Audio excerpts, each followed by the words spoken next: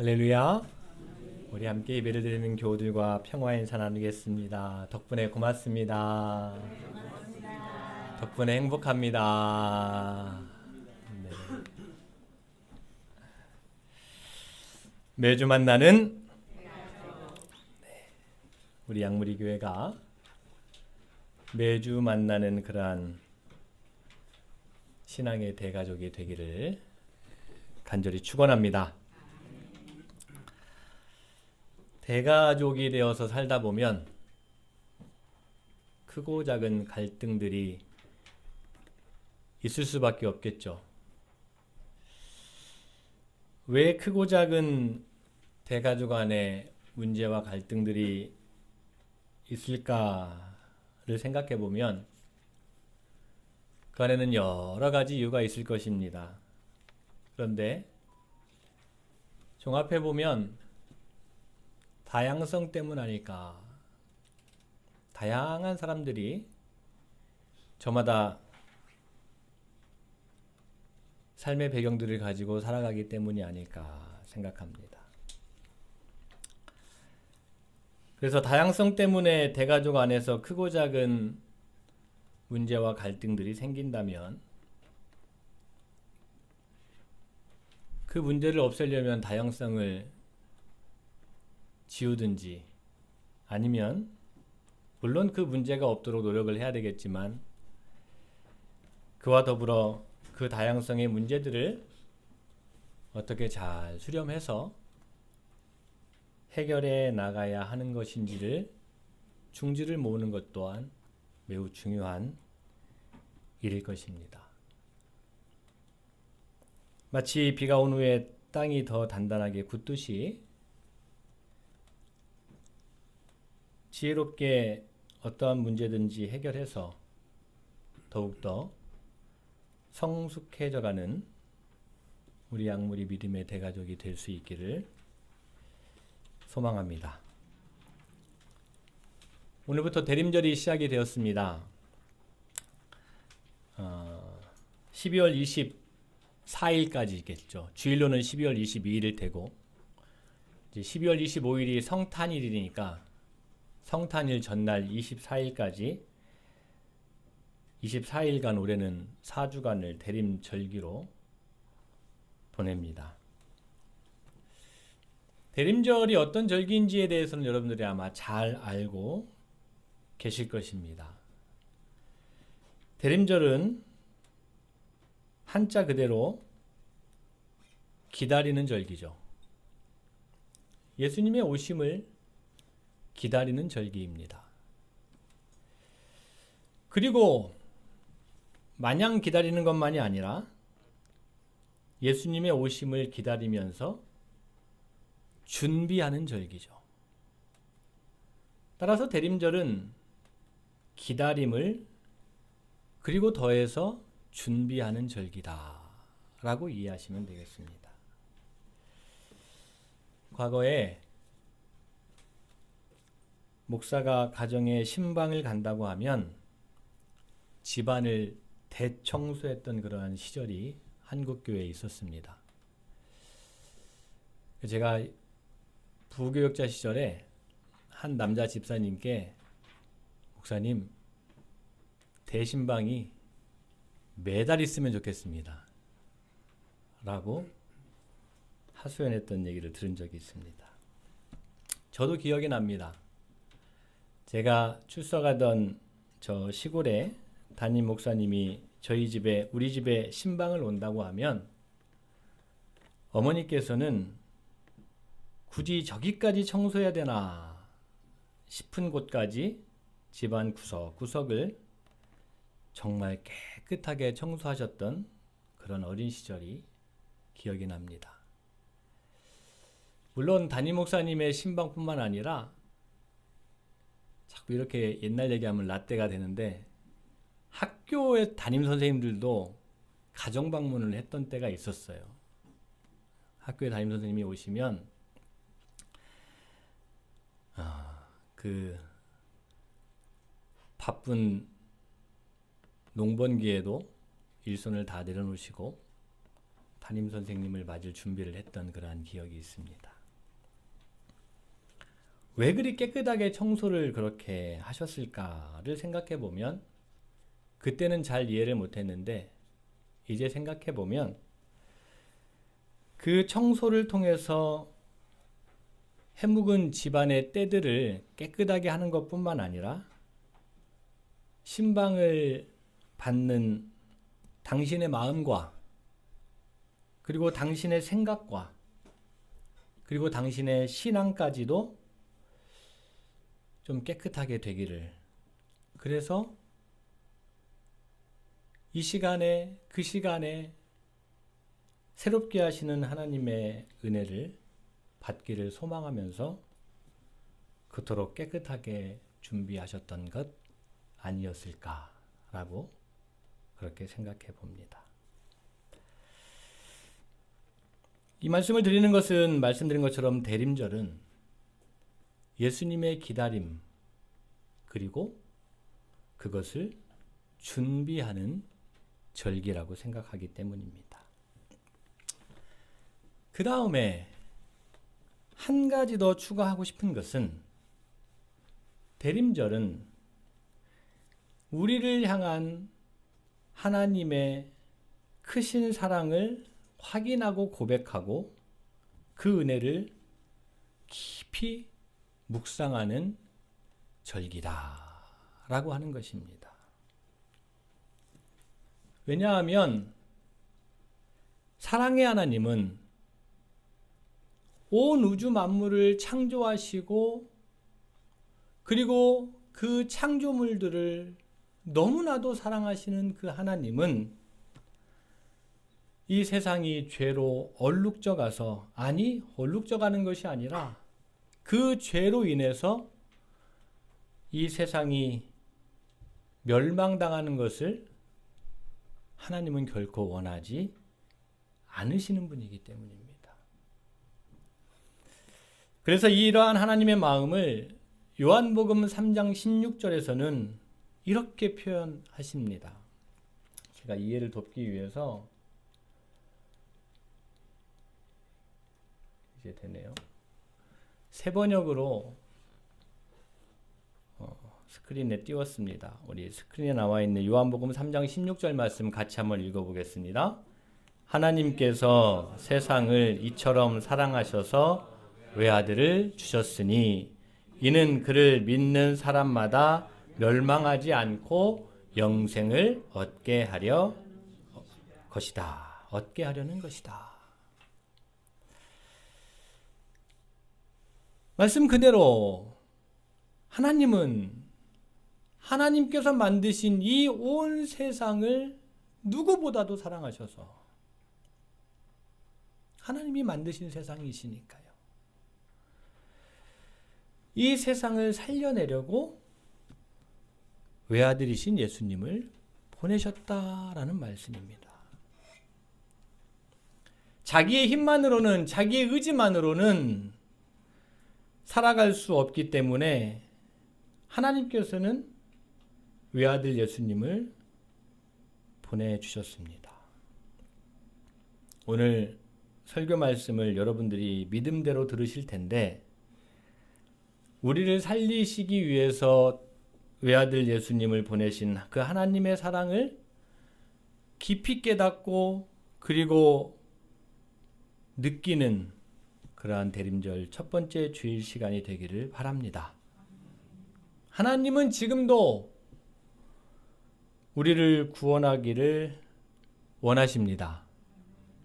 지쳐 낙심하고 좌절하고 절망 중에 있는 우리들을, 다른 사람들은 몰라도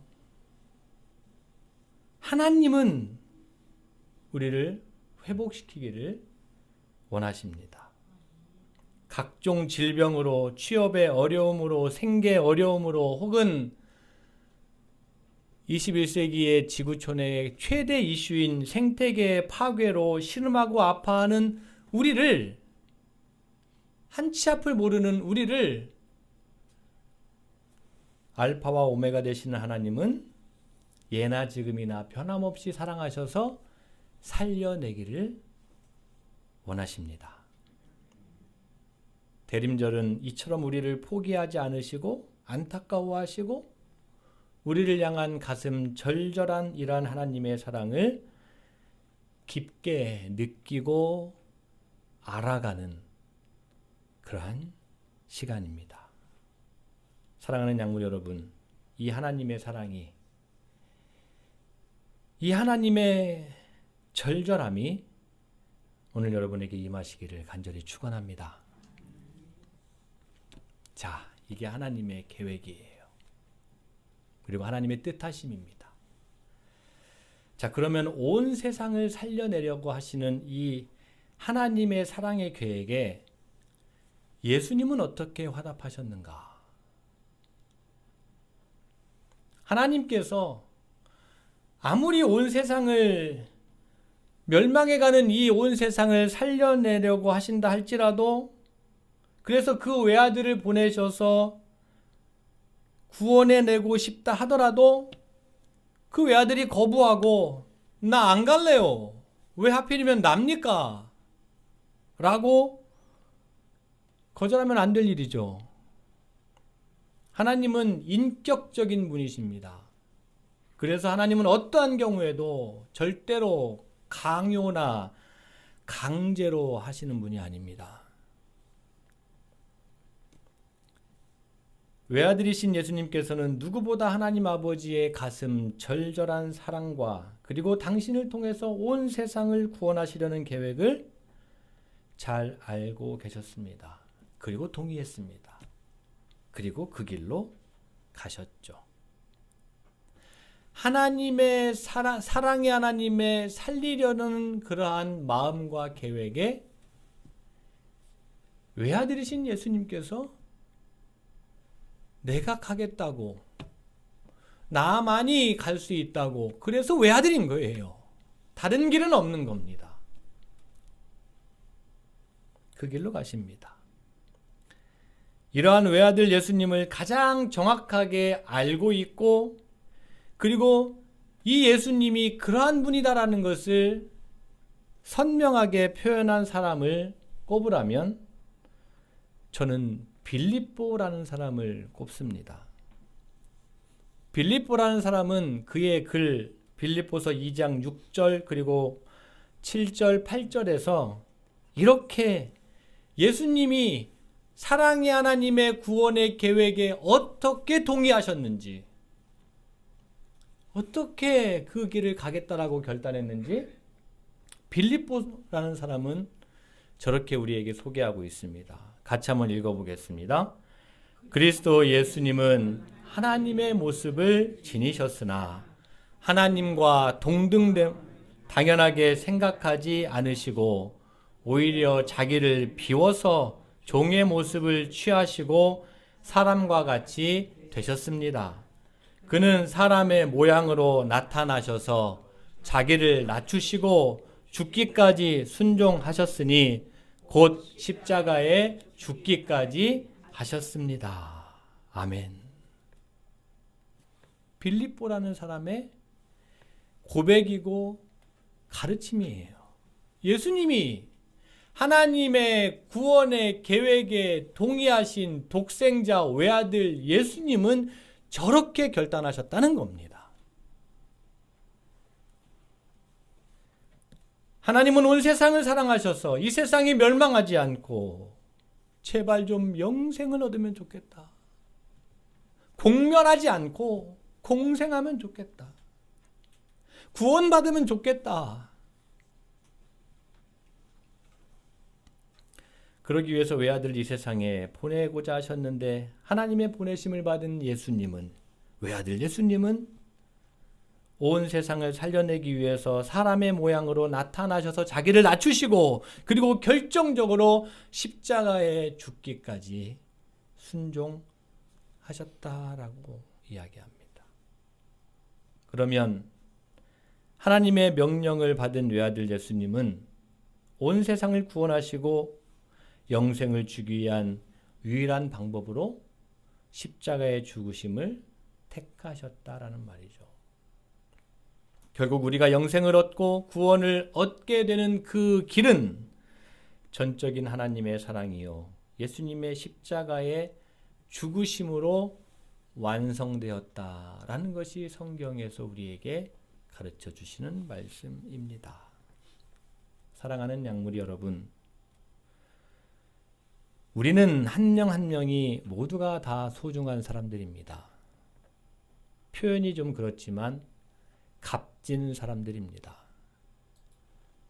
왜냐하면 예수님의 십자가의 죽으심으로 영생과 구원의 길을 걷는 사람들이기 때문입니다. 예수님의 십자가의 죽으심 외에는 우리가 영생과 구원의 길을 얻을 수 있는 방법은 없기 때문입니다.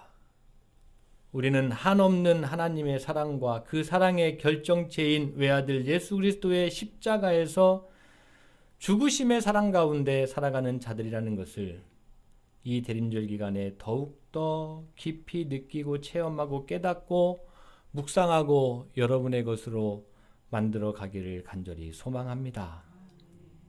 혹여나 당장 내 뜻대로 내 원대로 되지 않는다고 하나님은 나를 떠나신 것이 아니냐고, 나를 포기한 것 아니시냐고 그런 생각이 들더라도 예배를 드리면서 기도하면서 그리고 예수님의 십자가를 생각하면서 하나님과 예수님의 사랑을 다시금 붙잡는, 하나님이 나를 이처럼 사랑하시는구나 라는 그러한 믿음으로 새롭게 거듭나고 일어서는 우리 양무리 교우들이 되기를 소망합니다.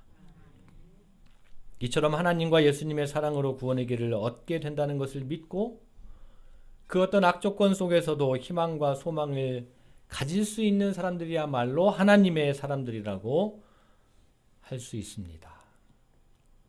오늘 우리에게 주신 누가복음 말씀을 보면 오늘의 우리처럼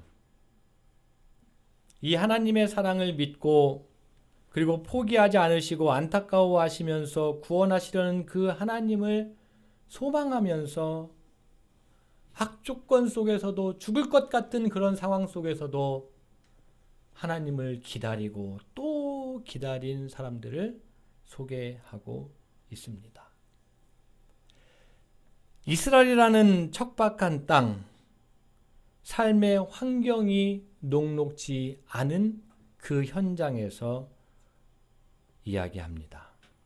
그리고 이스라엘이라는 나라는 중간에 잠시 독립을 하긴 했지만 기원전 6세기부터 계속해서 강대국들의 억압 속에서 살던 그러한 사람들이었습니다.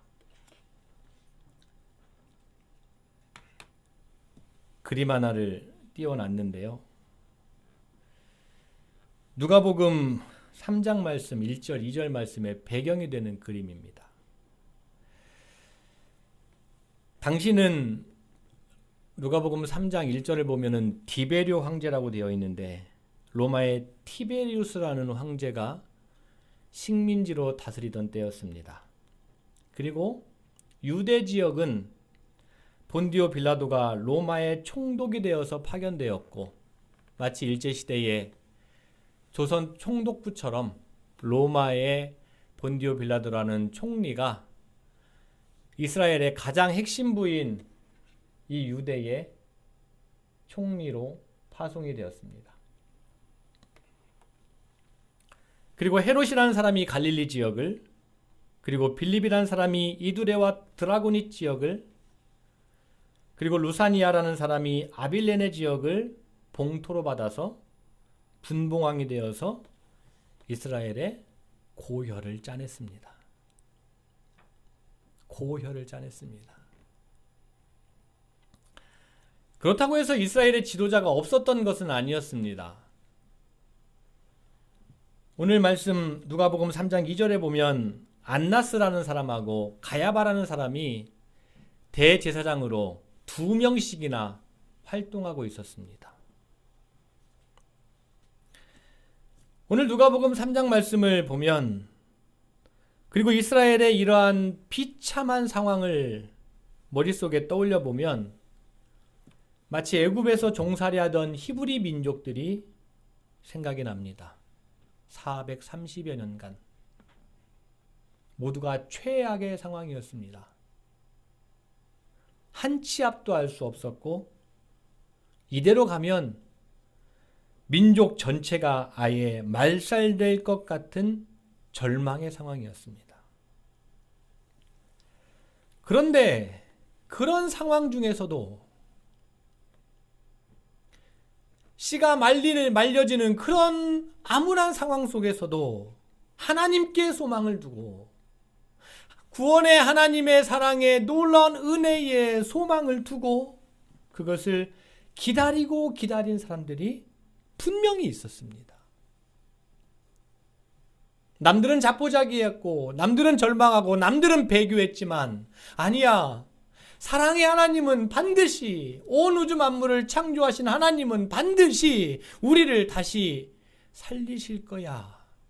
우리를 회복시키실 거야.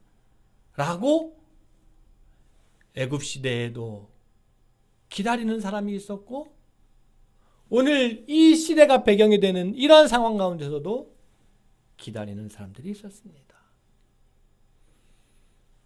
그 사람들이 바로 애굽에서는 아브라함의 후손들이었고 오늘 누가복음에서는 사가랴의 아들 요한이라는 사람이 대표적인 사람이었습니다. 알다시피 요한이라는 사람은 빈들에서 낙타털 옷을 입고 있었고 허리에 가죽띠를 띠고 있었고 메뚜기와 들풀을 먹는 비참한 사람이었습니다. 누가 보더라도 쓸모없는 변방에 살아가는 그러한 하찮은 사람으로 보일 수 있는 행색이었습니다. 하지만 요한은 하나님의 사랑과 구원과 은혜의 계획을 포기하지 않는 절대적인 믿음을 가진 사람이었습니다. 디베리오 황제, 본디오 빌라도, 헤롯, 그리고 빌립, 루사니와 그 다음에 안나스, 가야바 모두 다 그 당시 사회의 지도층들이었고 그들도 나름 자신들의 계획과 뜻을 세워서 각 지역을 통치했을 텐데 요한은 그들의 통치에 소망을 두지 않았습니다. 가야바가 알아서 잘하겠지.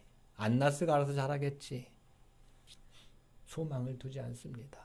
오직 하나님의 구원의 계획과 약속만을 믿고 붙들고 기도하고 기도하며 또 기다리며 인내하며 살았던 사람이 요한입니다.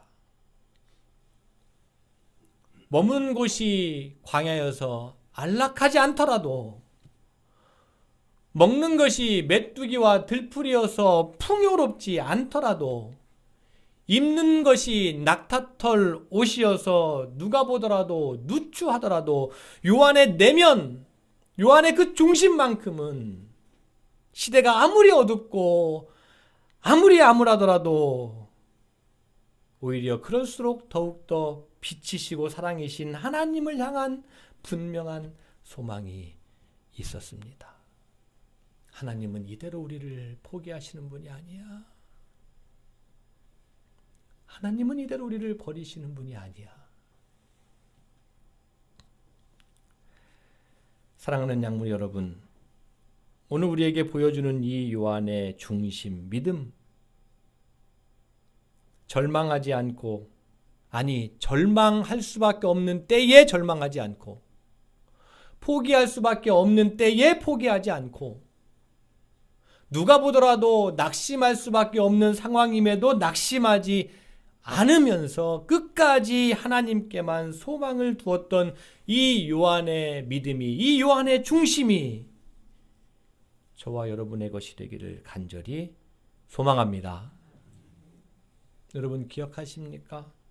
훗날 요한은 예수님께 어떠한 인정을 받았냐면 여자가 낳은 자 중에 세례 요한보다 더 큰 인물은 없었다.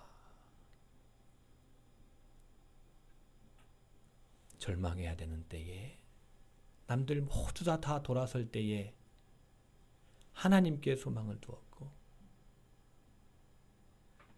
남들 다 핍절해서 누구나 다 포기하고 싶을 때에 끝까지 하나님께 소망을 두며 회복시키시는 하나님을 붙들고 살았던 이 요한, 그를 향한 예수님의 인정이었습니다. 오늘 대림절 첫째 주일 마지막 설교를 마무리하면서 말씀의 한 부분만을 조금 더 확인하고 잠시 생각해보고 설교를 마치고자 합니다. 주보에 나와 있는 누가복음 3장 3절 4절 말씀 우리 같이 한번 읽겠습니다. 요한이 시작. 요한이 죄사함을 받게 하는 회개의 세례를 전파하니 선지자 이사야의 책에 쓴 바 광야에서 외치는 자의 소리가 있어 이르되 너희는 주의 길을 준비하라 그의 오실 길을 곧게 하라. 아멘. 요한은 사랑의 하나님의 구원의 약속을 기대하고 소망하고 믿으면서 어떤 자세로 기다리면서 준비했는지 그리고 준비해야 되는지를 우리에게 알려주십니다. 그것은 회개죠. 회개가 예수님의 오실 길을 준비하는 방법이고 회개가 예수님께서 오실 길을 곧게 하는 길이다라고 요한은 그 시대에 선언합니다. 하나님의 사랑을 기대하고 하나님의 은혜를 소망하고 구원을 갈망하는 자들은 분명히 자신의 삶의 모습을 회개하고 돌아설 수밖에 없습니다. 설교를 시작하면서 말씀드렸듯이 목사가 가정을 방문하는 정도인데 집안을 깨끗하게 청소하듯이 사랑의 하나님의 구원자로 오시는 외아들 예수님을 기다리면서 당연히 목사의 신방과는 비견될 수 없을 만큼의 준비를 하는 것은 마땅한 일이겠죠. 그리고 그 준비는 자신의 삶의 태도와 자세 그리고 중심까지도 변화시키는 회개입니다.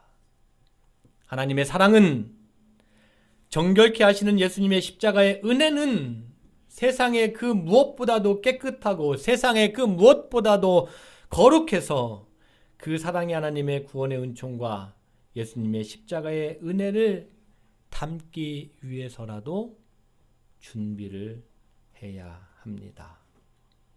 요한은 자신처럼 사랑의 하나님의 구원을 기다리고 갈망하는 사람들에게 각자의 삶에서 새로워질 수 있는 길 그리고 회개의 길이 무엇인지를 몇 직업군을 사례로 해서 이렇게 이야기하죠.